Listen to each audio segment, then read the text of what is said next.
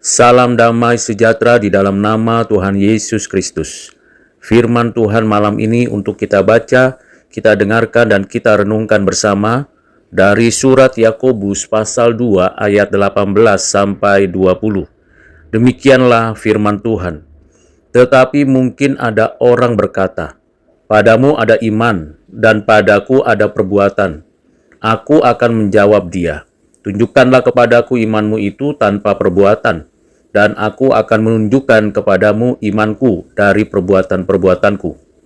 Engkau percaya bahwa hanya ada satu Allah saja? Itu baik, tetapi setan-setan pun juga percaya akan hal itu, dan mereka gemetar.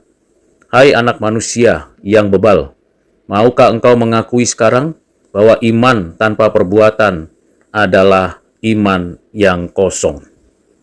Berbahagia kita yang mengerti dan melakukan firman Tuhan ini dalam kehidupan kita setiap hari. Selanjutnya, Yakobus memberikan penegasan dan alasan yang perlu menjadi bahan renungan serta tindakan iman kita.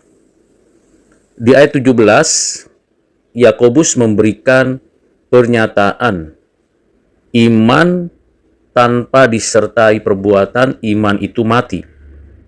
Sedangkan di ayat yang ke-20, Yakobus menjelaskan iman tanpa perbuatan, iman itu kosong. Ini kedalaman pengertian dinyatakan oleh Yakobus. Mari kita telusuri dan pelajari ketiga ayat ini. Ada orang berkata, tentu ini menunjukkan satu argumentasi yang seolah-olah itu merupakan argumentasi ontologis, epistemologis yang bisa diterima dan cukup berhenti di sana. Padahal iman itu bukan hanya pengetahuan, pengertian, bukan hanya diyakini dan dipercayai di dalam hati, tetapi juga iman itu ditunjukkan di dalam dan melalui perbuatan setiap hari. Iman instrumen yang dianugerahkan Allah untuk kita menerima segala janjinya, dan di dalam janjinya itu ada pengharapan kekal. Yang menerapkan instrumen itu, yaitu iman, adalah Roh Kudus. Roh Kudus yang meletakkan, mengukir, menanamkan iman itu, dan di dalamnya dikaitkan di dalam penyatuan kita dengan Kristus. Kalau kita menelusuri apa yang Tuhan Yesus lakukan selama 33,5 tahun di bumi, sebagaimana ia inkarnasi, hidup di antara umat manusia, sama seperti manusia dan tidak berbuat dosa, tidak ada dosa, perbuatan-perbuatannya sampai kematian dan kebangkitan serta penampakannya selama 40 hari, menunjukkan bagaimana perbuatan Kristus sebagai contoh bagi setiap murid dan kita sebagai orang-orang yang dianugerahi keselamatan. Itulah sebabnya Yakobus memberikan garis bawah yang sangat jelas. Iman disertai perbuatan. Jikalau tidak, iman itu sesungguhnya bukan berasal dari Tuhan Allah, atau lebih tepatnya itu hanya self-confidence, atau itu hanya pengetahuan, pengertian belaka, tanpa meresap, melekat di hati, dan tanpa dinyatakan di dalam perbuatan.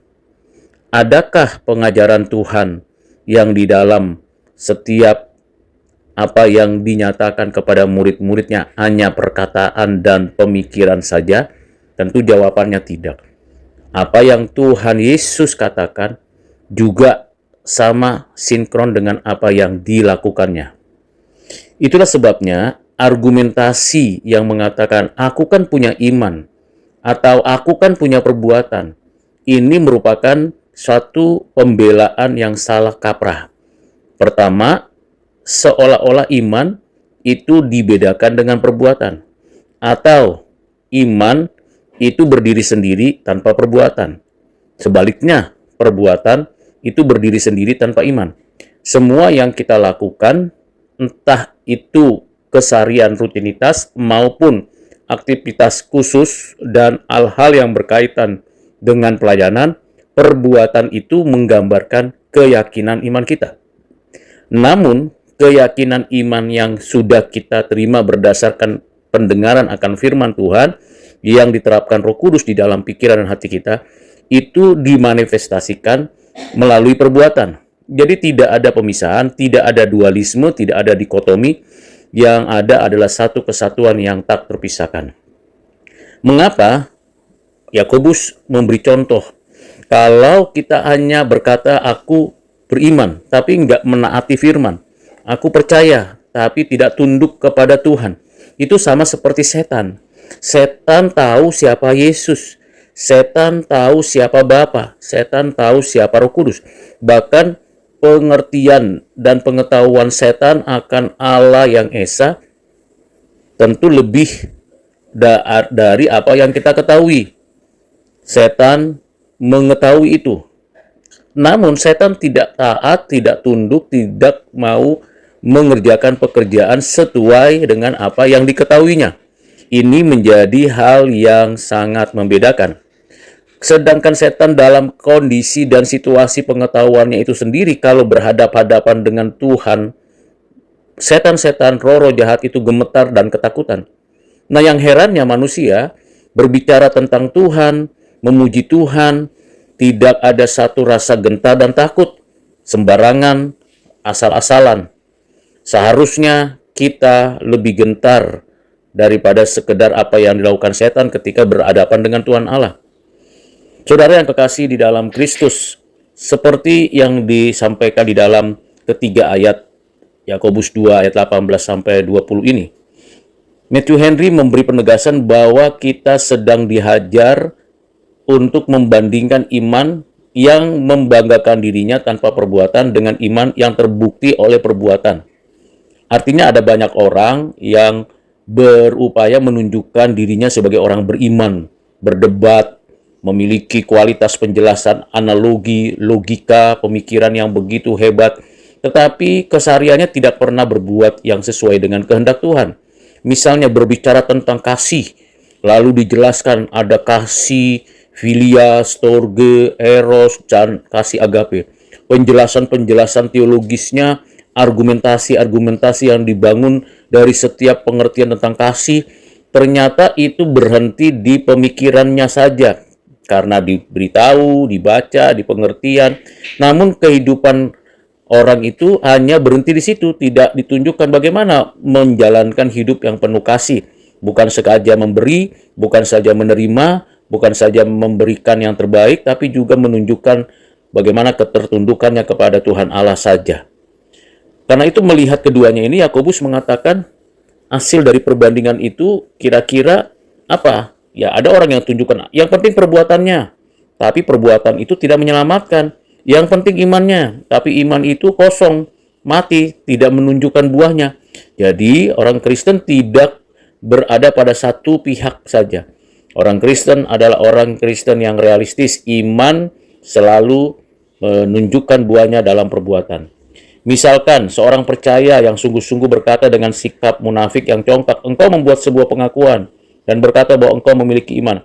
Aku tidak membual demikian, tetapi membiarkan perbuatanku berbicara untuk diriku. Sekarang berikanlah bukti bahwa engkau memiliki iman menurut pengakuanmu, tanpa disertai perbuatan kalau engkau bisa.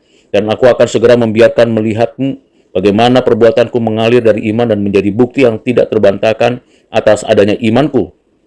Inilah bukti dari yang selama ini diajarkan oleh firman Tuhan kepada manusia, untuk menilai diri mereka sendiri dan juga orang lain. Dan menurut bukti inilah Kristus akan menjalankan peradilan pada hari penghakiman akhir. Orang-orang mati dihakimi menurut perbuatan mereka. Jadi saya dan saudara akan dihakimi menurut perbuatan. Perbuatan apa yang betul-betul menunjukkan iman kita kepada Bapa, Anak, Roh Kudus. Tentu perbuatan yang sesuai dengan kehendak Allah, hukum Tuhan, dan segala perintah-perintah yang ada di dalam Alkitab. Karena itu betapa nyata kalau ada orang yang membual, yang hanya berkata-kata saja, omong kosong, dan tidak menjelaskan dalam kehidupan sehari-hari. Karena itu saudara, kita diajar untuk memandang iman yang didasarkan atas kata-kata dan pengetahuan semata. Tidak, kita diajar sebagai iman yang benar-benar iman yang sesungguhnya, bukan iman seperti setan-setan. Contoh iman yang dipilih untuk disebutkan oleh Yakobus adalah mengenai engkau percaya bahwa ada Allah. Ini tentu bertentangan dengan ateis. Hanya ada satu Allah, bertentangan dengan penyembah berhala.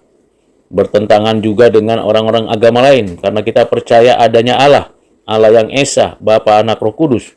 Tetapi pengetahuan itu tidak menggambarkan bahwa kita orang beriman. Memang pengetahuan itu benar, tapi pengetahuan itu belum menunjukkan bahwa kita adalah orang beriman. Disinilah kita perlu menilai diri kita di hadapan Tuhan. Apakah kita benar-benar menjadikan hidup kita sebagai orang beriman?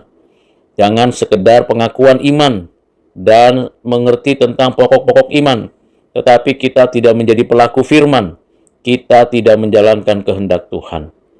Marilah kita sungguh-sungguh menjadi pelaku firman. Selanjutnya, Matthew Henry menggambarkan bahwa orang yang menyombongkan imannya tanpa perbuatan harus dilihat sebagai orang yang teramat bodoh. Bahkan disebut orang bebal. Perkataan yang diterjemahkan di dalam ayat 20 untuk menjelaskan pengertian antropokene dianggap memiliki makna sama dengan kata kafir yang tidak boleh diucapkan kepada orang per orang atau untuk mengungkapkan amarah. Tetapi boleh dipakai seperti itu di sini. Jadi di ayat 20 sebenarnya kalau mau diterjemahkan demikian. Hai manusia-manusia kafir, maukah engkau mengakui sekarang bahwa iman tanpa perbuatan adalah iman yang kosong? Tetapi boleh dipakai pada konteks seperti itu. Kata ini jelas menggambarkan mereka sebagai orang bodoh dan hina, atau bisa disebut sebagai orang kafir. Imannya tidak terbukti, tidak hidup di dalam kehidupannya, jadi keadaannya mati. Jadi tidak punya iman. Sebenarnya itu hanya self-confidence, antroposentris.